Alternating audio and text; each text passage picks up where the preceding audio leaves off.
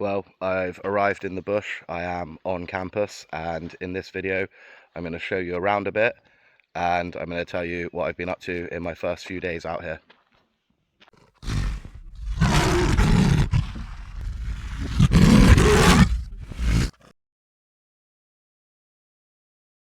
So we all had to meet at the airport just after 6 in the morning to get our 7-hour transfer into Kruger. So left Johannesburg at 7, with the aim of arriving on site at about 2 o'clock with a couple of stops on the way. At our first stop, we had our first experience with wildlife. This was essentially like a motorway service station in the UK, but with much better scenery and a lot more interesting things to look at. So there was ostriches, there was some sort of antelope, which unfortunately I am not able to identify yet. And there was also some water buffalo, I believe, that I wasn't able to get a picture of. Our second break point wasn't as interesting, but the drive after that certainly was. We were very fortunate to have a bus driver who not only was giving us a transfer, but was giving us a lot of information on the way there. So he told us about the scenery, specifically driving through the mountain range. We passed through the Drakensberg, also known as Ukhalahamba in Zulu, meaning the Barrier of Spears. It extends northeast to southwest for about 700 miles, has about 600 historical sites with cave paintings, and is home to reedbuck, baboons, black eagles, Cape vultures, and the rare bearded vulture. We then arrived on site, coming through the campus gates. So this seems like a really good place to film some in-between bits. I can't identify all of these yet, but it's really interesting being surrounded by skulls of, we've got some Urdu, impala, male and female water buffalo, and these big things down here are from giraffes.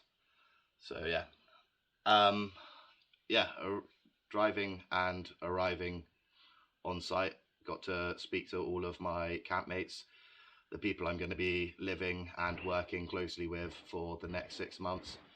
Everyone is really nice. We've got a good diverse mix of people. There are other people from the UK here.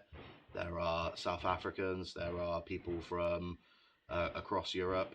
There is Australian, American, Canadians, and yeah, it's really good so far.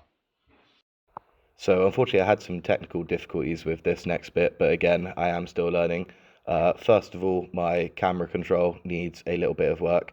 Secondly, possibly due to the poor Wi-Fi conditions, there are a few bits in the video where there's a bit more skipping and jumping than I would have liked. However, it is still watchable and should still be understandable. So I've just had lunch, got a little bit of time before the next lecture, so I'm going to try and do a little bit of a tour of the camp, starting with where I'm staying. So we have these permanent tents. I'm sharing mine with a couple of good fellas, but so far everyone here has been really nice, and we've got a bathroom with a shower, electricity, so all the stuff we need. We just need to make sure this door is shut, and to be fair, in the day, so that nothing gets in.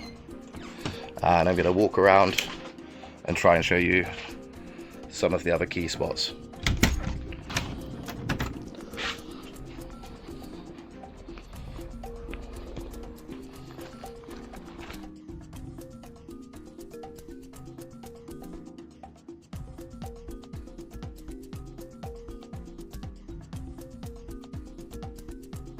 So here we have a bit of a rec area. So there's a pool, there's gym equipment,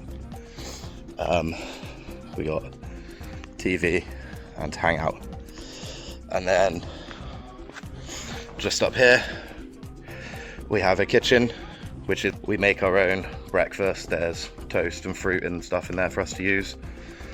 And for our afternoon and evening meals, I've just got to head this way.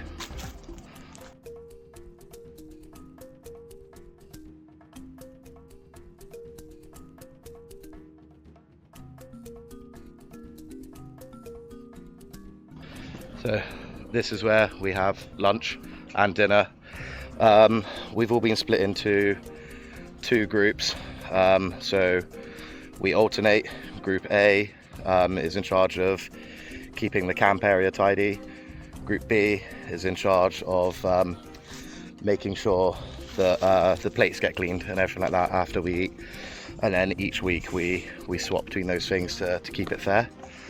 There is also a bonfire, so in the evening we can sit around that and chill. Yeah, it's been really good. Like, it's busy, we have a lot to do, but it's really nice that we have all these things for our downtime.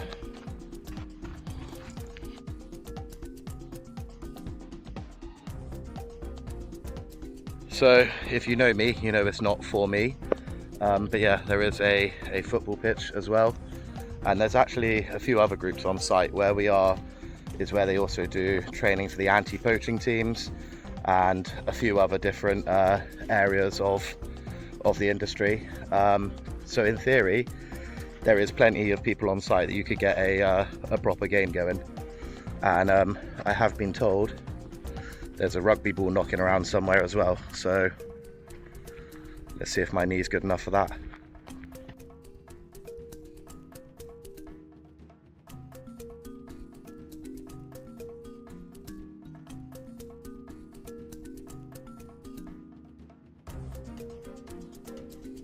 So this is called the Bush Pub.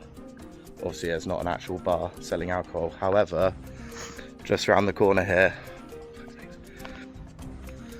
the canteen that the other trainees are using, there is a tuck shop there, and you can get your essentials.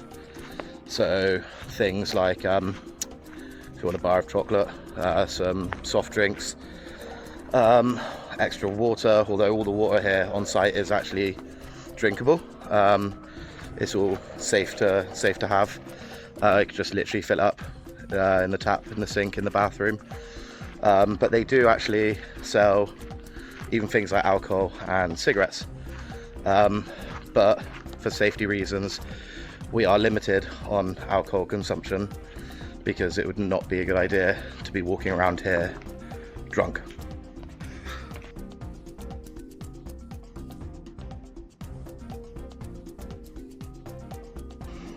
Now these are the vehicles we're going to be using. So we have been out on a game drive already, just a little one just around the front of the site. Yesterday I got to have a go at driving it myself. It went pretty well, and we're also learning how to do some basic mechanics on it. Nothing too complicated, but just the daily checks that are required, and knowing how to change the tyre on it, stuff like that, which is pretty simple, but definitely something that you want to know how to do.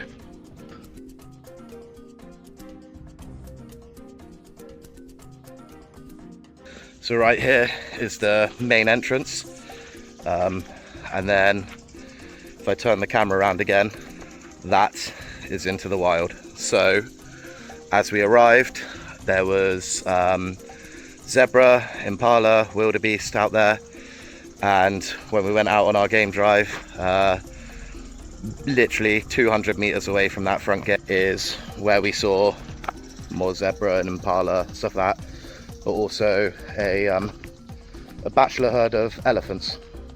So the interesting thing we learned is the way the bachelor herds are formed is as the males reach adolescence, they just start to get too boisterous to be in the main herd, which is run by a matriarch and with all the other females and stuff. So they essentially get kicked out.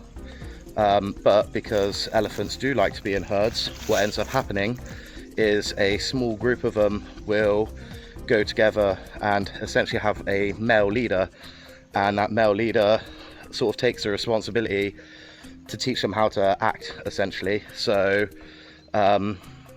like teach them to not be so aggressive and not have all those hormones, and then when the elephants have grown up a bit, they're able to break away from that bachelor herd and then go find a herd with females for mating and all that kind of stuff.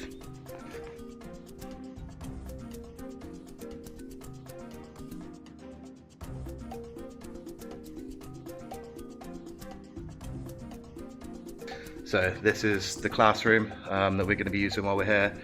So we come here for all the theoretical studies and learning all the stuff we're going to need when we get out into the bush. You can probably hear the helicopter in the background there.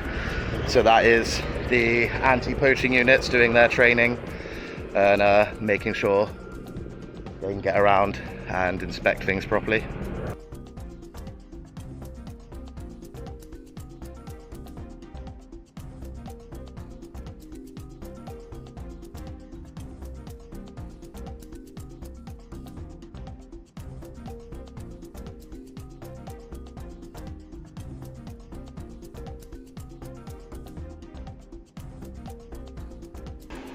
I don't want to go too far in because I don't know if people are doing work in there, but just behind me is the yard area, so that's where all of the vehicle maintenance and things like that happen, and just maintenance for things that are needed on site as well.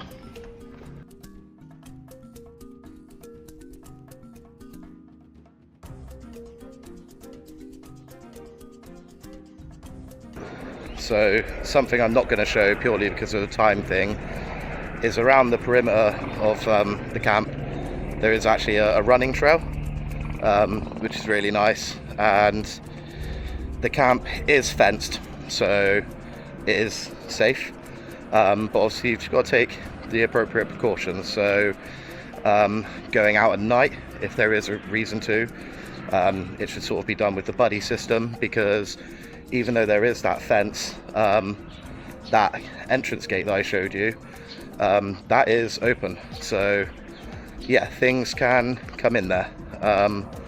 So yeah, it's always good to be cautious about these things, and yeah, the most valuable thing is safety.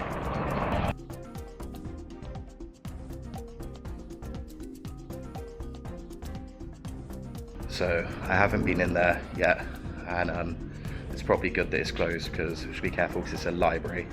So it's a good resource centre. There's a computer room and everything for people who don't have laptops and stuff like that.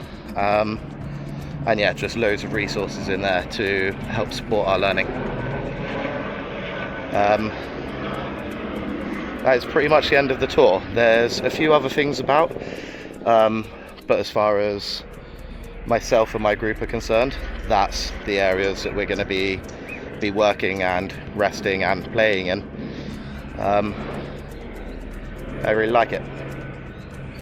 So everyone's been working and studying really hard.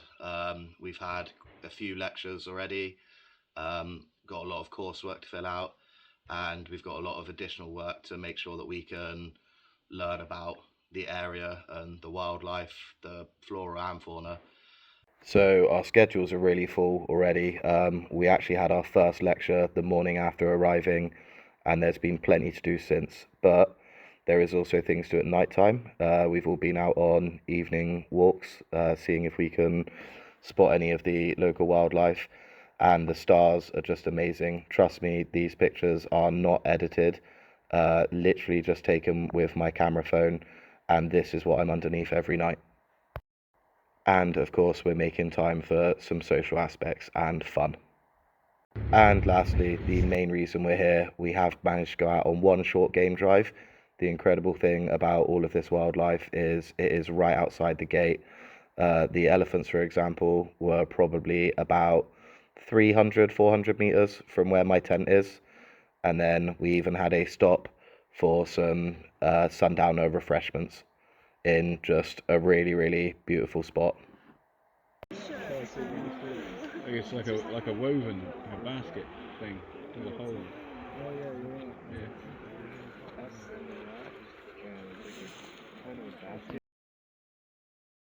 And I guess the last thing I want to say for now is I still very much intend on sticking to the content plan that I mapped out in my previous video.